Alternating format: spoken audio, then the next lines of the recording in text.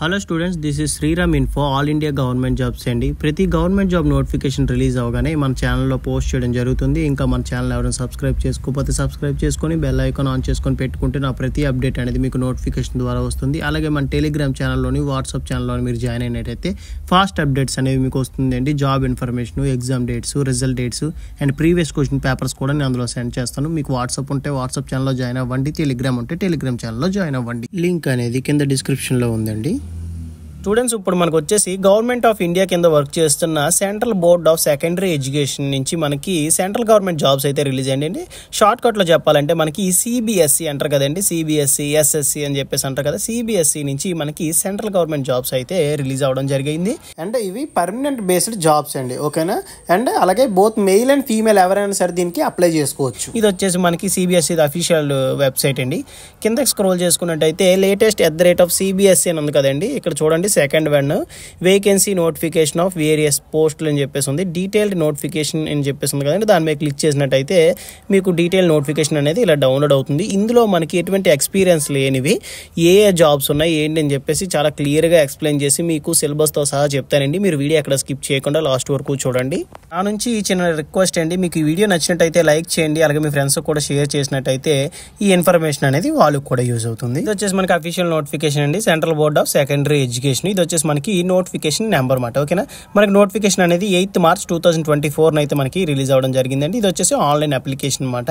And next direct recruitment అంటే permanent based jobs అండి, ఓకేనా. ఎటువంటి కాంట్రాక్ట్ బేస్డ్ కానీ అవుట్ సోర్సింగ్ జాబ్స్ అయితే ఏమి కావు. ఇందులో మనకు చూసుకున్నట్టయితే గ్రూప్ ఏకి రిలీజ్ అయ్యాయి, group B and group C పోస్టులు అయితే మనకి రిలీజ్ అయ్యండి. గ్రూప్ ఏ వచ్చేసి నేను ఎల్లో కలర్లో మీకు మార్క్ చేశాను చూడండి. ఇందులో మనం చూసుకున్నట్టయితే అసిస్టెంట్ సెక్రటరీ అండి. దీనికి ఏజ్ లిమిట్ వచ్చేసి 35 years, ఏజ్ రిలాక్సేషన్ కూడా ఉందండి. అది నేను ఫర్దర్గా ఎక్స్ప్లెయిన్ చేస్తాను. టోటల్ వేకెన్సీస్ వచ్చేసి మనకి 18 వేకెన్సీస్ ఉన్నాయి. కేటగిరీ వైజ్గా మనకి వేకెన్సీస్ అనేవి డివైడ్ చేశారు.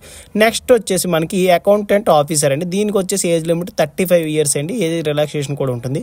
అండ్ దీనికి పోస్టులు వచ్చేసి 3 పోస్టులు ఉన్నాయండి. మనకి ఈ కేటగిరీ వైజ్గా పోస్టులు అనేవి డివైడ్ చేస్తారు. నెక్స్ట్ జేఈ అండి, అంటే జూనియర్ ఇంజనీర్. దీనికి ఏజ్ లిమిట్ వచ్చేసి 32, 17 పోస్టులు అయితే ఉన్నాయండి. కేటగిరీ వైజ్గా మనకి పోస్టులు అనేవి డివైడ్ చేశారు. నెక్స్ట్ గ్రూప్ సి పొజిషన్స్లో చూసుకున్నట్టయితే అకౌంటెంట్ అండి. దీనికి ఏజ్ లిమిట్ వచ్చేసి 30, 7 పోస్టులు అయితే ఉన్నాయి. అలాగే జూనియర్ అకౌంటెంట్ చూసుకున్నట్టయితే ఏజ్ లిమిట్ వచ్చేసి 27 years అండి. టోటల్ వేకెన్సీ వచ్చేసి మనకి 20 వేకెన్సీస్ అయితే ఉన్నాయి. అండ్ నెక్స్ట్ మనం పోస్టింగ్ ఎక్కడ వస్తుంది ఏంటి అని చూసుకున్నట్టయితే వీళ్ళ ఆఫీస్లో ఎక్కడైనా రావచ్చండి. అందులో మనకి విజయవాడలో కూడా పోస్టింగ్ వచ్చే అవకాశం ఉంది, ఓకేనా. అండ్ నెక్స్ట్ వచ్చేసి మనకి ఇండియన్ సిటిజన్షిప్ ఉంటే చాలు, దీనికి అప్లై చేసుకోవచ్చండి. అంటే all Indian citizens are eligible. Online registration వచ్చేసి మనకి 12th March 2024 నుంచి 11th April 2024 వరకు మనకి అయితే టైం ఉంటుందండి. ఈ లోపు మనం అప్లై చేసుకోవాల్సి ఉంటుంది. క్రూషియల్ డేట్ చూసుకున్నట్టయితే 11th April 2024 అండి మనకి క్రూషియల్ డేట్. అంటే ఏజ్ లిమిట్, ఎడ్యుకేషన్ క్వాలిఫికేషన్ ఈ డేట్ లోపు మనకైతే కంప్లీట్ అయి ఉండాలి. ఎడ్యుకేషన్ క్వాలిఫికేషన్ పోస్ట్ వైజ్ గా చూసుకున్నట్టయితే మనకి అసిస్టెంట్ సెక్రటరీ అండి, ఫస్ట్ అడ్మినిస్ట్రేటివ్ మాట. దీనికి ఎడ్యుకేషన్ క్వాలిఫికేషన్ వచ్చేసి బ్యాచిలర్ ఆఫ్ డిగ్రీ అని చెప్పి మనకి ఇవ్వడం జరిగింది. అంటే బీఎస్సీ కానీ, బీటెక్ కానీ, బీకామ్ కానీ ఎనీ స్ట్రీమ్ చేసిన వాళ్ళు డిగ్రీ అర్హత ఉంటే సరిపోతుందండి. వాళ్ళు దీనికి అప్లై చేసుకోవచ్చు అని చెప్పి మనకి క్లియర్గా ఇచ్చారు. అండ్ నెక్స్ట్ రిమైనింగ్ పోస్టులు కూడా ఉన్నాయండి. అంటే పీజీ చేసిన వాళ్ళు, ఎక్స్పీరియన్స్ క్యాండిడేట్స్ కూడా ఉన్నాయి. అవి కూడా నోటిఫికేషన్ డీటెయిల్స్ అని కింద డిస్క్రిప్షన్ ఇస్తాను, ఒకసారి అవి కూడా చెక్ చేసుకోండి. మీకు హైయర్ ఎడ్యుకేషన్ క్వాలిఫికేషన్ ఉంటాయి, ఓకేనా. నెక్స్ట్ వచ్చేసి అకౌంటెంట్ ఆఫీసర్ అండి. దీనికి వచ్చేసి బ్యాచిలర్ ఆఫ్ డిగ్రీలో మనం ఏంటంటే ఎకనామిక్స్ కానీ, అకౌంట్స్ కానీ, ఫైనాన్స్ కానీ, నెక్స్ట్ బిజినెస్ స్టడీస్ కానీ, లేదంటే కామర్స్ కానీ చేసిన వాళ్ళు ఎవరైనా సరే దీనికి అప్లై చేసుకోవచ్చు అండి, ఓకేనా. అకౌంటెంట్ ఆఫీసర్ అని చెప్పేసి. లేదు అనుకుంటే పీజీలో సేమ్ సబ్జెక్ట్స్ చేసిన వాళ్ళు కూడా అప్లై చేసుకోవచ్చు. Economics, accounts, finance, business studies ఎవరైనా చేసిన వాళ్ళు ఉంటే పీజీలో వాళ్ళు కూడా దీనికి అప్లై చేసుకోవచ్చు. లేదు అనుకుంటే ఎంబీఏ ఫైనాన్స్ కానీ, లేదంటే సీఏ చేసిన వాళ్ళు కూడా దీనికి అప్లై చేసుకోవచ్చు అని చెప్పేసి మనకి క్లియర్గా ఇచ్చారు. నెక్స్ట్ జేఈ అండి, అంటే జూనియర్ ఇంజనీర్. జూనియర్ ఇంజనీర్కి ఎడ్యుకేషన్ క్వాలిఫికేషన్ వచ్చేసి బీఈ, బీటెక్ కానీ, సివిల్ ఇంజనీరింగ్లో చేసిన వాళ్ళు ఎవరైనా సరే దీనికి అప్లై చేసుకోవచ్చు అండి. ఏజ్ లిమిట్ వచ్చేసి మనకి 32 years, ఓకేనా. అండ్ నెక్స్ట్ మనం చూసుకున్నట్టయితే అకౌంటెంట్ ఇదండి. దీనికి వచ్చేసి గ్రూప్ సి అండి. దీనికి మనకి ఎడ్యుకేషన్ క్వాలిఫికేషన్ వచ్చేసి బ్యాచిలర్ ఆఫ్ డిగ్రీలో సేమ్ అండి. ఎకనామిక్స్ కానీ, అకౌంట్స్ కానీ, ఫైనాన్స్ కానీ, బిజినెస్ స్టడీస్ కానీ, కామర్స్ కానీ చేసిన వాళ్ళు ఎవరైనా సరే దీనికి అప్లై చేసుకోవచ్చు. అండ్ దాంతో పాటుగా వీళ్ళకి టైపింగ్ స్పీడ్ అయితే వచ్చి ఉండాలి. 35 words per minute ఇంగ్లీష్ అని టైప్ చేయాలి.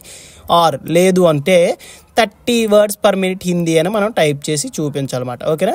నెక్స్ట్ వచ్చేసి మనకి జూనియర్ అకౌంటెంట్కి ఎడ్యుకేషన్ క్వాలిఫికేషన్ చూసుకున్నట్టయితే 12th అండి, అంటే ఇంటర్ చేసిన వాళ్ళు ఎవరైనా సరే దీనికి అప్లై చేసుకోవచ్చు. అకౌంటెంట్స్ కానీ, బిజినెస్ స్టడీస్ కానీ, ఎకనామిక్స్ కానీ, కామర్స్ కానీ, ఫైనాన్స్ కానీ, బిజినెస్ కానీ, అడ్మినిస్ట్రేటివ్ కానీ, లేదు అనుకుంటే కాస్ట్ అకౌంటెంట్ కానీ, ఏదైనా సరే ఒక సబ్జెక్ట్ అయితే మీకు సరిపోతుందండి. వాళ్ళు ఎవరైనా సరే దీనికి అప్లై చేసుకోవచ్చు. ఓకేనా. అండ్ నెక్స్ట్ దాంతోపాటుగా టైపింగ్ స్పీడ్ అయితే వచ్చి ఉండాలి 35 words per English or 30 words per Hindi typing చేయాలి. ఏజ్ లిమిట్ వచ్చేసి మనకి 37 years అండి. And next another important point ఏంటంటే ఎవరైతే ఎగ్జామ్ రాసి రిజల్ట్ కోసం వెయిట్ చేస్తున్నారో వాళ్ళు దీనికి అప్లై చేసుకోవడానికి లేదని చెప్పేసి మనకి క్లియర్గా నోటిఫికేషన్లో అయితే ఇచ్చేశారు. నెక్స్ట్ ఏజ్ రిలాక్సేషన్ మనం చూసుకున్నట్టయితే SC ST వాళ్ళకి వచ్చేసి 5 years అండి, OBC వాళ్ళకి వచ్చేసి 3 years, PWBD వాళ్ళకి వచ్చేసి 10 years అండి. PWBDలో OBC వాళ్ళకి 13 years, PWBDలో SC ST క్యాండిడేట్స్కి వచ్చేసి 15 years. And next ex service man's ఎవరైనా ఉంటే వాళ్ళకి 5 years అండి ఏజ్ రిలాక్సేషన్ అనేది. ఆల్రెడీ చెప్పాను కదండి, క్రూషియల్ డేటు ఎడ్యుకేషన్ క్వాలిఫికేషన్కి ఏజ్ లిమిట్కి మనకి 11th April 2024 అండి క్రూషియల్ డేట్. అండ్ నెక్స్ట్ వచ్చేసి మన డేట్ ఆఫ్ బర్త్ అనేది 10th క్లాస్ మార్క్ లిస్ట్ మీద ఎలా అయితే ఉందో సేమ్ యాస్టీస్గా మీరు అప్లోడ్ చేసినప్పుడు కూడా అలాగే ఉండాలి, లేదంటే డాక్యుమెంట్ వెరిఫికేషన్ అప్పుడు మీకు ప్రాబ్లం అవుతుందని చెప్పేసి మనకి ఇవ్వడం జరిగింది. ఎగ్జామినేషన్ ఫీజు చూసుకున్నట్టయితే మనకి అన్రిజర్వ్డ్ OBC అండ్ EWS క్యాండిడేట్స్కి వచ్చేసి గ్రూప్ ఏకి అప్లై చేసినట్టయితే 1500 రూపీస్ అనేది అప్లికేషన్ ఫీజు అనేది ఉంటుందండి. And next same group B and group Cకి చూసుకున్నట్టయితే 800 రూపీస్ అనేది మీకు అప్లికేషన్ ఫీజు ఉంటుంది. మల్టిపుల్ అప్లికేషన్స్ అనేవి మీరు పెట్టుకోవచ్చు, కానీ సపరేట్ అప్లికేషన్ అనేది పెట్టాల్సి ఉంటుంది, సపరేట్ అప్లికేషన్ ఫీజు అయితే పంపించాల్సి ఉంటుంది. For SC ST PWBD and ex service man's and women and regular CBSE employees ఎవరైనా ఉంటే వాళ్ళకి ఎటువంటి అప్లికేషన్ ఫీజు అనేది ఏమీ లేదండి, ఏమీ కట్టాల్సిన అవసరం లేదు. And next mode of payment చూసుకున్నట్టయితే ఆన్లైన్ పేమెంట్ అయితే మీరు పే చేయాల్సి ఉంటుంది, ఆఫ్లైన్ మోడ్ ద్వారా మీరైతే పే చేయాల్సిన అవసరం లేదు. Credit card, debit card, UPI payment ద్వారా మీరైతే పే చేయాల్సి ఉంటుంది. అండ్ నెక్స్ట్ మెయిన్ ఇంపార్టెంట్ ఏంటంటే మీరు అప్లికేషన్ ఫీజు పే చేస్తున్నప్పుడు మీకు అక్కడ కొంచెం అంటే బ్రౌజింగ్ అవుతూ ఉంటుంది అన్నమాట.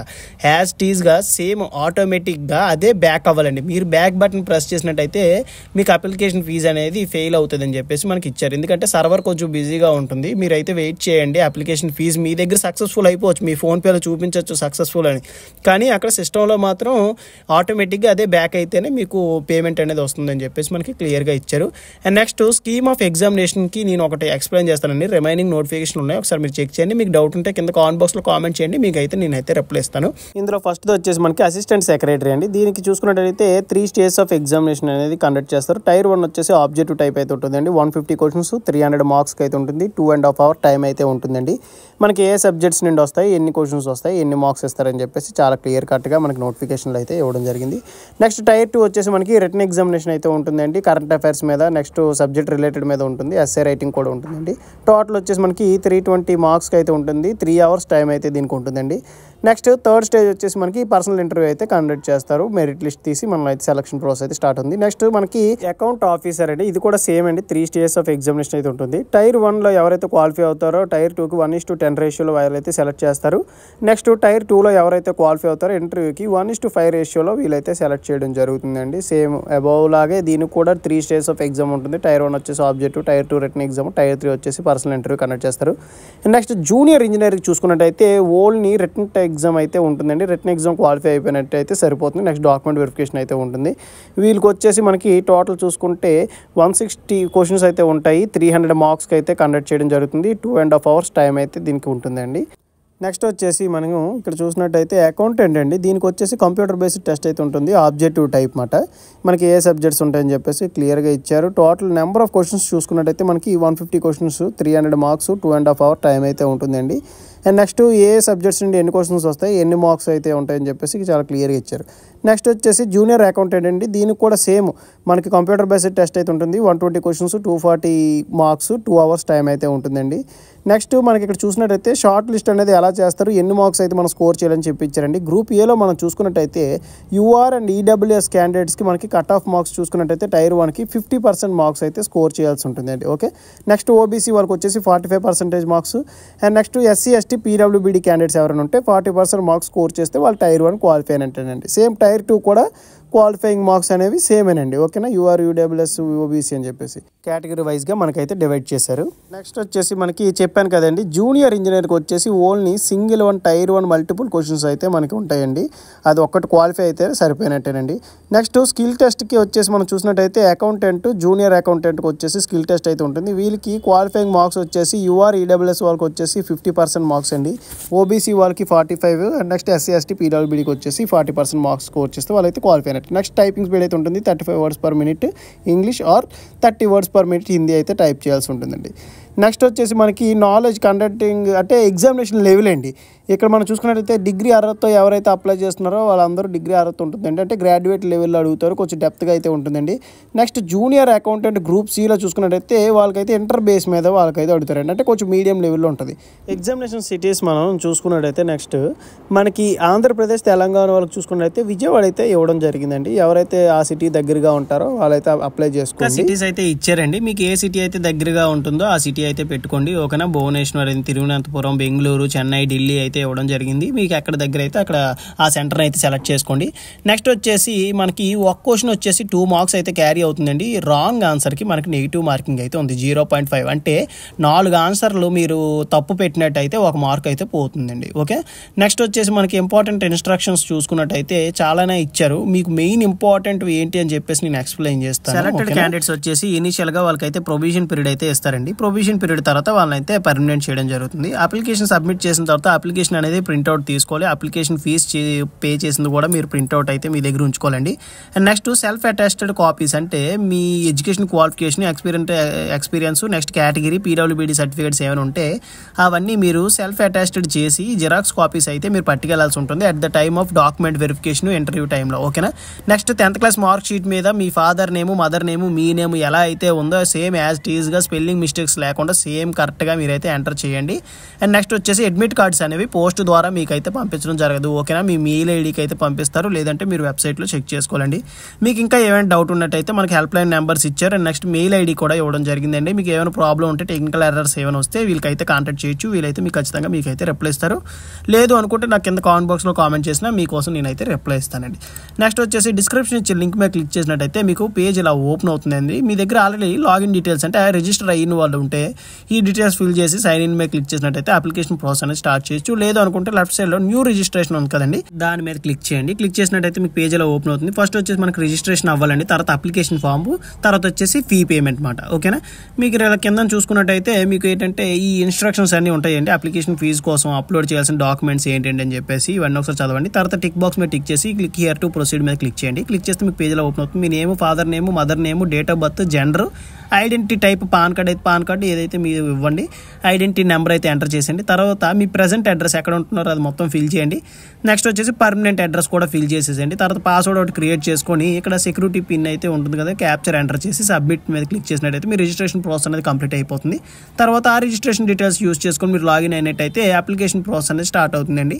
మీకు ఇంకా ఈ నోటిఫికేషన్లో కానీ అప్లికేషన్ ప్రాసెస్లో కానీ మీకు ఏమైనా డౌట్ ఉంటే కింద కామెంట్ బాక్స్లో కామెంట్ చేయండి. మీకు ఖచ్చితంగా నేనైతే రిప్లై ఇస్తాను. అలాగే మీకు ఈ వీడియో నచ్చినట్టయితే లైక్ చేయండి, మీ ఫ్రెండ్స్ కూడా షేర్ చేయండి. ఇన్ఫర్మేషన్ అనేది వాళ్ళకి కూడా యూజ్ అవుతుంది. థ్యాంక్ యూ సో మచ్ అండి for watching video. Keep supporting me.